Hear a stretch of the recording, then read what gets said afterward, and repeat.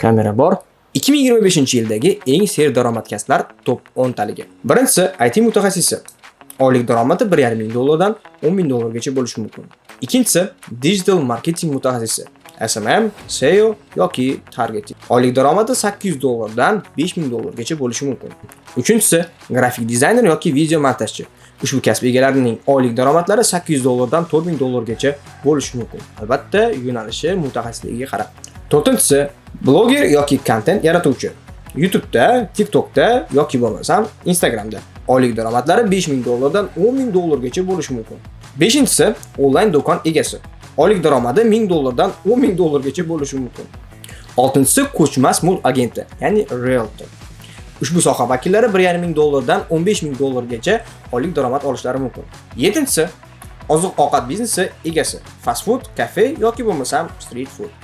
Ushbu kasb egalari $2,000 dan $15,000gacha daromad olishlari mumkin. Sakkizinchisi xususiy repetitor va kurs o'qituvchisi. IT, til, biznes, marketing, dizayn va boshqa yo'nalishlar bo'yicha. Oylik daromadi esa $8,000 dan $5,000gacha bo'lishi mumkin. To'qqizinchisi qurilish va ta'mirlash mutaxassisi. Interior dizayner, ustalar, mebel yasash. Oylik daromadi $1,000 dan o'rtacha $8,000gacha bo'lishi mumkin. Va 10-inchisi esa qishloq xo'jaligi biznesi. Issiqxona, qo'ziqorin yetishtirish, asalarichilik.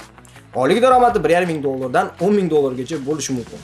Nima uchun deydigan bo'lsangiz, O'zbekistonda qishloq xo'jaligi mahsulotlariga talab juda yuqori.